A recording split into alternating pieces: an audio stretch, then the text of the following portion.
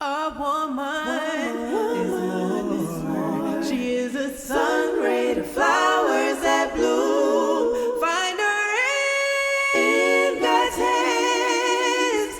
No longer silent. In God's hands. No longer silent. Hello, everyone. Thank you so much for joining us for another episode of No Longer Silent. I am your host, Navita Milton Riley.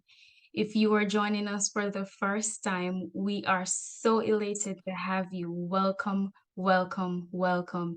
If you have been with us from season 1 or the beginning of season 2, we are still excited that you have stayed with us on this journey. Today, my guest is someone that's very near and dear to me. She's actually my pastor's wife. And I'm excited to have her on the podcast where we discuss all things women, stories that some women have gone through that might have been a little bit uneasy, a little bit unpleasant, but in the end, they had triumph, they had the victory over their situation. And today I want to welcome you, Sister Melessa Campbell, to the podcast. Um, Tell us a little bit about yourself before we get into it. Hi, everyone. Good evening. Well, I am Sister Melessa Campbell, the wife of our dear Pastor Campbell um, of the Georgia Assembly. And pretty much, I am, an outgoing person. I love, talking to people. I love, people give their lives to God. And, I'm that type of person who just love to talk to people, love to encourage people, and don't feel, as if I am, you know, unreachable in a sense. Because a lot of people, when they're a pastor's wife, they tend to, be secluded.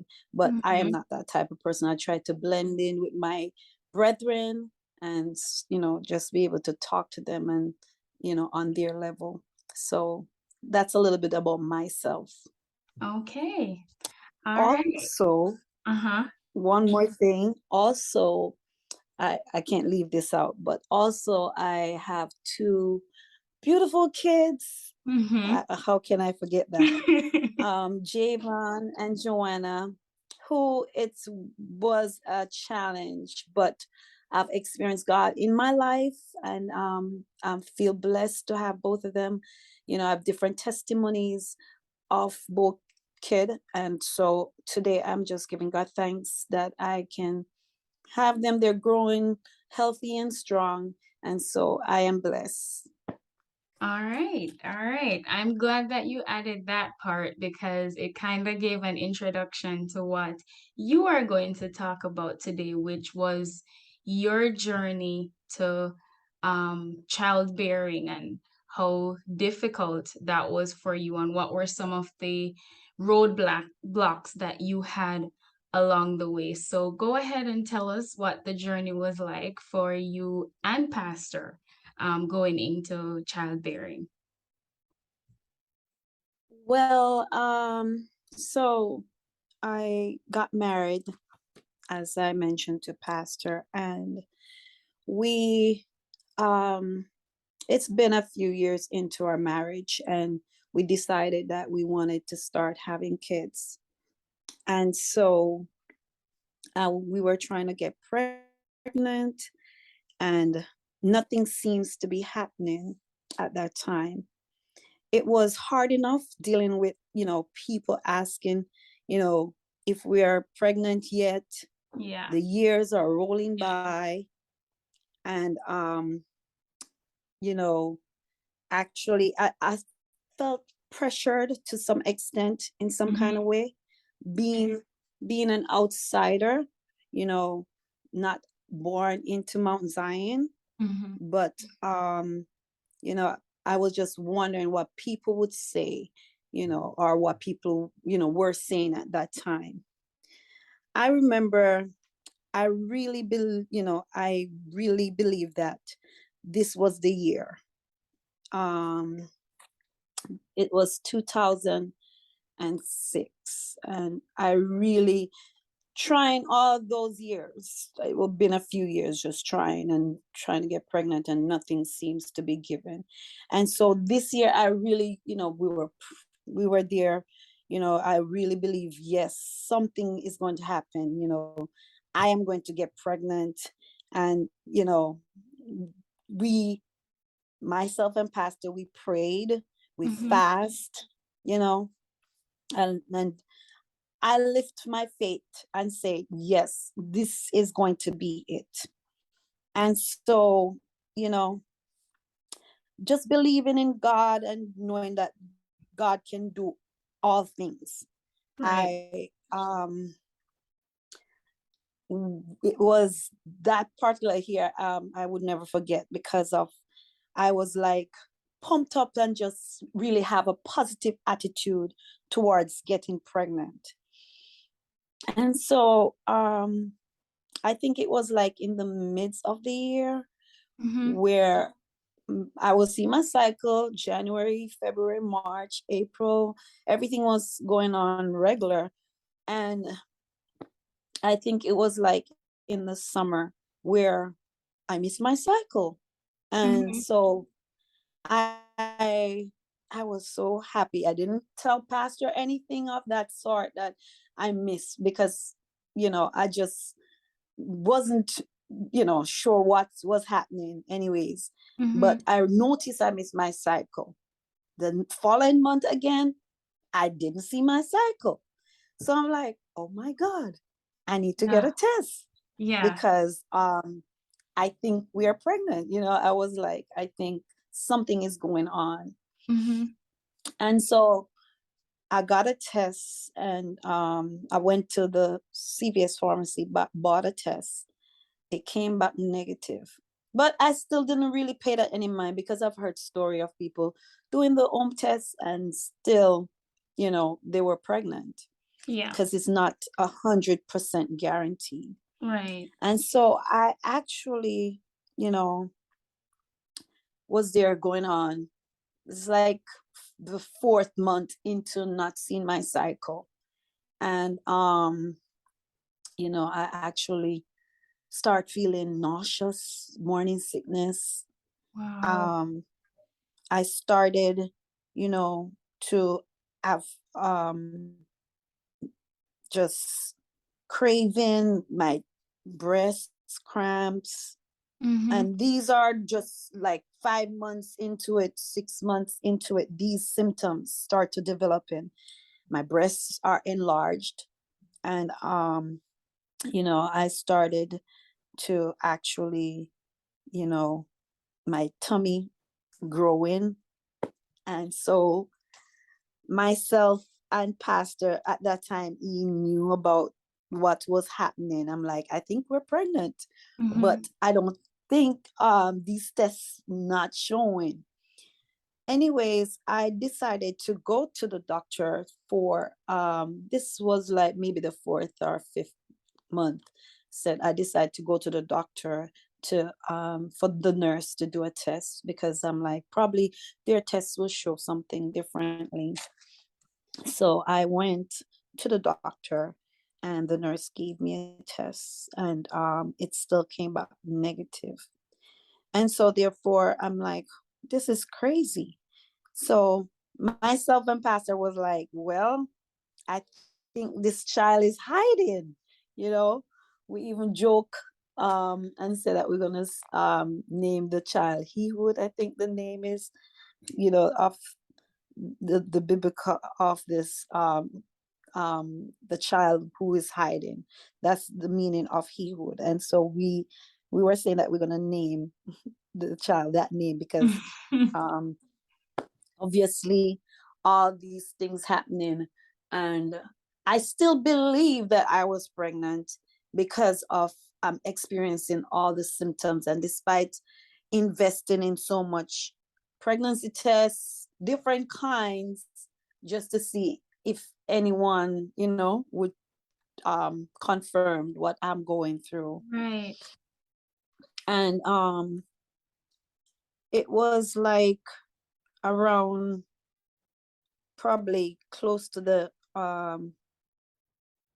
it was like in the following year, early in the following year, that I actually said, you know what, I need to go see the doctor, because all these things happening to me, and none of these tests. So probably he can better, you know, Yeah. explain.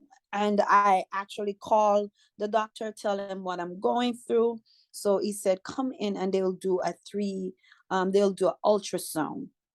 And so I went into the doctor and they did an ultrasound, because I explained to him just my symptoms that I was going. And he saw too, because my breast, as I said, was enlarged. My stomach was growing. Mm-hmm. And as I said, I'm craving for stuff, nauseating. Missing your cycle. Right. And this, all these years from I know myself, from I start my cycle, I never miss my cycle. So it's not like I could say I have irregular Mm-hmm. cycle. And so when I go into the doctor and I explained to him what I was going through, he said, okay, he's going to do an ultrasound, because he himself said, sometimes these pregnancy tests are not 100. Right. And so, you never know. So let me do an ultrasound. He did an ultrasound. And when he did an ultrasound, there was no heartbeat.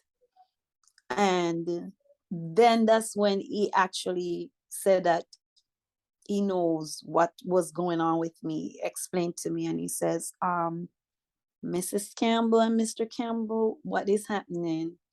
Your wife is going through what is called phantom pregnancy. And I'm like, phantom pregnancy? This is the first time I actually heard that word. Mm-hmm. And I was like, phantom pregnancy? And he says, yes, this is when somebody who wants to have a child and, really want it badly, believe it with all their hearts, with their entire being. And so Mm-hmm. he was explaining to us that the body is so powerful. Your mind, you want it so badly. Yeah. You actually, your body start to react into what your mind wanted to happen, what wanted to to be happen. happening. Yeah. Right. And so therefore he was like, that's why you're, all these things happening to you physically, but it's not really happening in reality. Wow. And at that point, I was so heartbroken. We were I kind can of devastated imagine. and just like, and even when the doctor told me that I heard no ultrasound, I still Believe. was like, he don't know nothing. God is hiding this child. That's what I was even saying. But Mm-hmm. unto the point when I stepped back and said, okay, the doctor knows what he's talking about.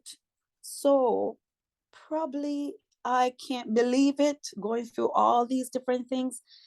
I can't believe the mind is so powerful where I'm experiencing all these things and it's nothing is there for real.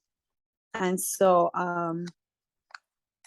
you know we kind of put a pause, because even that's when the doctor even talked to us. One of the doctors that we went to talked to us about, probably we need to think about adapting, because Mm-hmm. been going through all these different things, trying to have a child, and it seems like, nothing is happening. And then this episode, he mentioned probably we need to think about even having a child, adopting a child because of my situation. Mm-hmm. Um, and so I've been to another doctor and he told me that, my cervix is not normal like all females. And he was explaining that, that probably I'm not able to have kids. But despite all of these different things that the doctors were saying, I actually said, God, I remember I prayed and I said, Lord, my mom, not even serving you according to, how she should, but I am trying. I Yes. am keeping your Sabbath. I am doing all that I know how to do in order, to be spiritually successful. And I believe that she's told me from I was younger that she she can have kids, and it was not a problem for her. She didn't have no issues having kids. And so I said, God, I know I also gonna be blessed. My womb is blessed. And I started to speak those things into being despite all these different things. And Yes. the July of that year, because the earlier part of the year we were devastated. I gained weight based on all that was happening, and Yeah. it was kind of devastating moment for us. But there was a point when I kind of refocused. We kind of regroup and refocus, and I never forget, we said that we need to take a trip to Jamaica just to get a breather, even though to be honest, at that time it wasn't the place that I really want to go to, because that's the place when I go back home, people are asking me, no Yeah. baby, and they're The rubbing your pressure. tummy, and they're like, the pressure that I felt. And so going back home in July, I remember that first day I walked in to the house that we were staying, and this particular sister said that she needs to see us. She got a word from God, and she's going to come and have prayer meeting. Myself, pastor, the church was only 3 that time. Myself, pastor, Sister Rena, we made a trip in Jamaica. And when we sat in the room, and she came and she started to talk to us, and that God told me that, don't worry. And she said, God said not to worry. What you've been crying about, your prayers has been answered. And I'm telling you, Sister Nikki, that I broke down, because I know what I desire. And I Yes. just start to just bawling. It's like a weight just lift off my shoulder. I believe already, and it didn't happen, but just by that word, it just sat in my spirit, and I said, thank you, Jesus. And Pastor and I was just there worshiping and saying, thank you, Lord. We're just giving God thanks and praise. It's almost like God just took my burden away at Yeah. that moment. I could remember. And that was the July. And we came back home, and by the September, I was conceived with Javon. And so, that was my journey. And so I just give God thanks, despite the challenges and the different things that I went through, Yes. God came through at the end for us. So yeah. I wanted to ask you though, because I have never heard of a phantom pregnancy before you actually spoke about it at church. I didn't even know that it was to that extent where your stomach started to grow, your breasts started to grow, and all of those things. So um when I was preparing to do this, I went ahead and I looked it up, and I saw that it's actually a real condition. The clinical term for it is called pseudocyesis. Mm-hmm. And I wanted to know, how did that resolve after you went to the doctor and you were told that this is a phantom pregnancy that you're going through? How was that resolved? Did you just start to lose back the weight, your stomach went down? What happened after that? Well, after that, as I told you, after that, like for a couple of weeks, I still was kind of like the doctor don't know what he's talking about, Yeah. and so often, Sister Nikki, I have heard stories of people who the doctors say, only, one child is there. So those are the things I was using to comfort myself. And there was another child, so Yeah. that child was hiding behind the other one, or Yeah. hiding, or two further up the stomach. But after a while, me and Pastor were like, hello, what, look, um probably all of this is not real, because you know if the doctor is saying that, I'm going to other doctors, and they're telling me the same confirmation. Mm-hmm. And so, based on my second visit with another doctor, I kind of let go of it. And I promise you, but as soon as I kind of like say, okay, I'm not pregnant, it's all like it was in my head.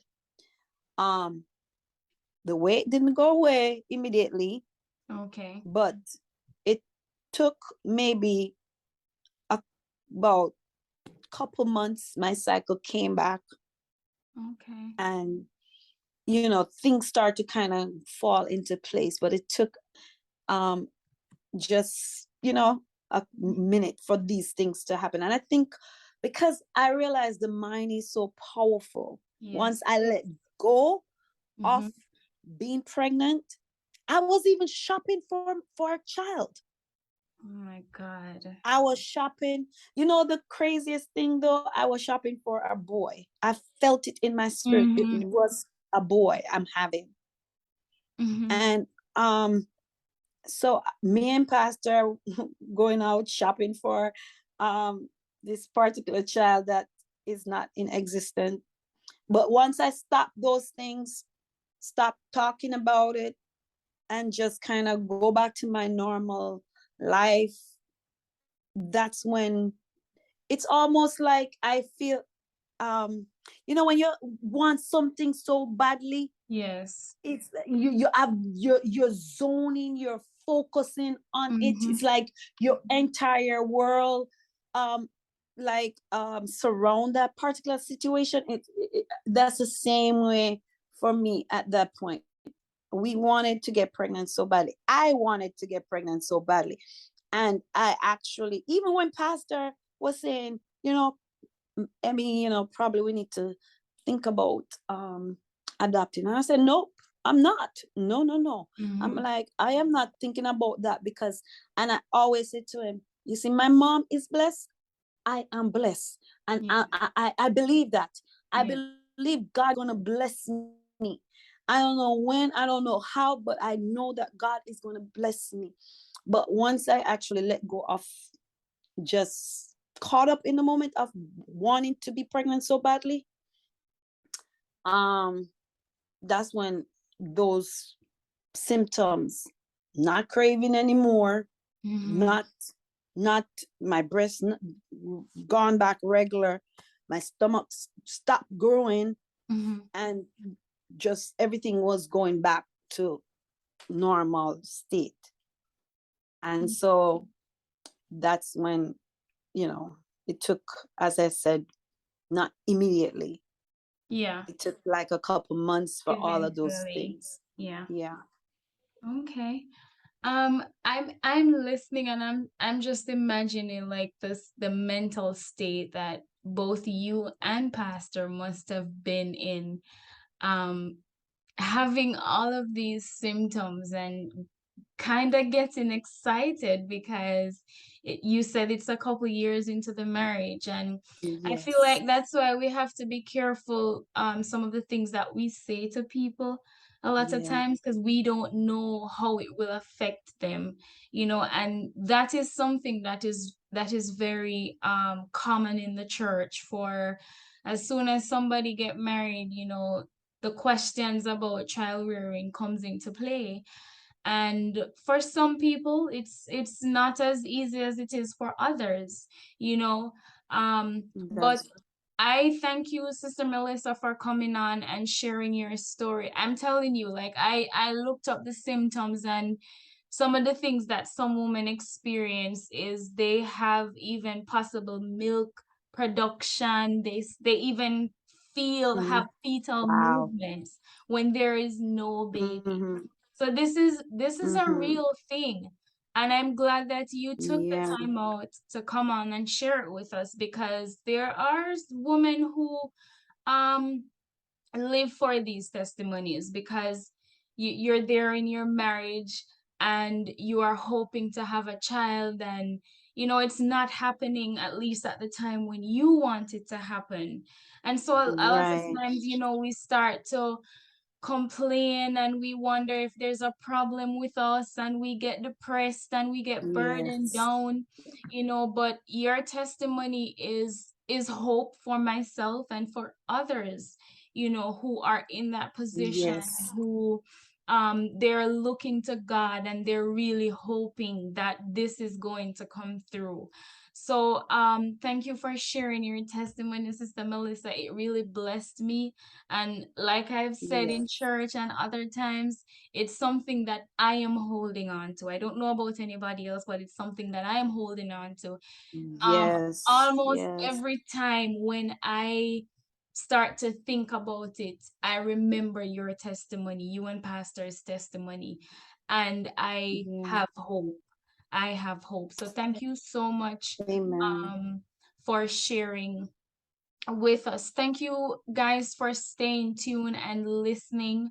Do you have any last words that you would want to give to somebody like me or anybody else that's listening, who they're in that position where um been in their marriage for a couple of years, still haven't seen the signs of, a baby, and they're hoping and they're waiting and they're just looking to God? Do you have any words of encouragement that you would want to leave?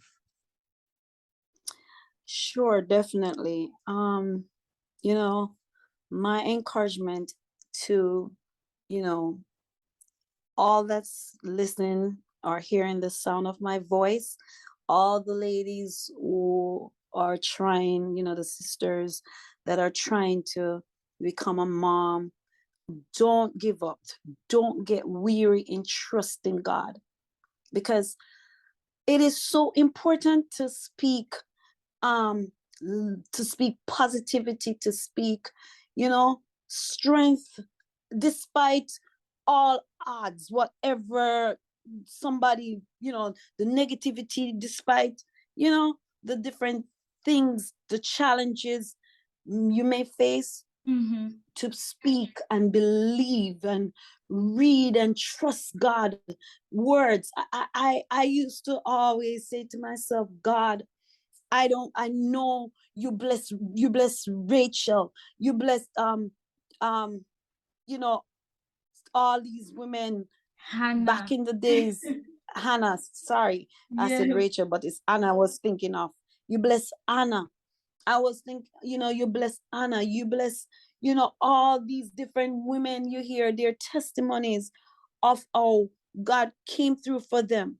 And furthermore, I looked at myself, and I don't know if I was wrong, but I look at myself trying to serve God and doing my best, doing His perfect will, and others out there, they're not even nowhere thinking about God, and yet still Yeah. they sneeze and they get pregnant. And I used Mm-hmm. to always put that to God, and I say, God, I am your servant. I want to experience motherhood. I said, I don't believe. I believe that you bless me with this particular person in my life, a husband who loves me and cherish me. And I know you have not just to enjoy Maurice for just enjoy his sake, but also to experience motherhood, and so that the church can grow. I said, Lord, you said that we must be fruitful and multiply, whether it's one, Lord, whether it's two, whatever the multiplication is. But I believe that going to bless. And so I'm saying this, my my my power empowerment statements that I used to make. You speak life despite what your challenge is, despite the years are rolling by. Trust Mm-hmm. God and live, and God indeed will bless you. It doesn't matter what the circumstances may be, or how your situation is. He said, if you have faith as small as a mustard seed, You can I remove. believe that. I Yeah. said, God, I don't. I said, God, I am believing, I am pushing, but I'm asking you to breathe and blow on this faith that I'm giving you, because I believe with my that I am going to be pregnant. I am going to be a mom. And so those are the things that I speak into my being, and I prayed about it, and God did come true for me. And so it's the same thing I'm saying. You lift your faith and believe, because he said no good gifts will he withhold from them who love him and serve him. So you honor God with your life, Mm-hmm. God will have your back. And so you will see the fruit of your labor if you just trust God. And once he sees fit to bless you, he will bless you. Yes. And so you just lift your faith and believe in God and speak these things into being, despite the different things. Because I'm telling you, it's the enemy. He is so nasty. He's gonna throw doubts. He's gonna throw fear. He's gonna throw what ifs. It's for you to knock it down. I Yeah. remember, Sister Nikki, all the time when that come across my mind, I never once yet say, probably, true, let me probably look into adopting. I always tell Pastor, yeah, I will have my child and adopt too. I don't have a problem with that. But I believe I am going to have at my child. I don't know, Yeah. it was one or two, but I said, I believe I am going to experience motherhood. And that's what I always talk. I never talk what if, or probably this is not for me.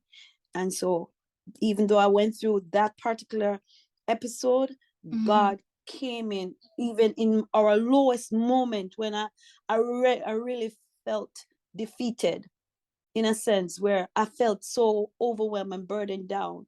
He sent our deliverance. And when that word came, I act as if I got the blessing and I didn't even experience it yet. Yes. The way I was worshiping and the way I was You just receive it. bawling, I felt the burden just lifted off my shoulder, and I didn't even experience it yet. And as I said, not too long from then, the reality really came home. So I am Mm-hmm. encouraging you guys, the reality will come. Sister Nikki, you trust God, you take him at his words, because he's not an unfair God. And so he will bless you in due season. All And that's my right. word to you guys. Amen. I receive it. I receive it. Thank you, Sister Melissa. And every time a woman comes on here, I always read a quote of empowerment and encouragement to them. And I found one that was very simple, but I felt it was very befitting. It says, "Women like you have paved the way for women like me, and for that I am grateful." Thank you so much for joining us. Continue to stay tuned as we bring you more stories of women who have been in situations that were meant to disgruntle them and to keep them down. But like, you know, like I'm trying to remember the name of that bird that people always say they arise from the dust. Thank you so much for joining us for another episode of No Longer Silent. As usual, I am your host, Navita Milton Riley.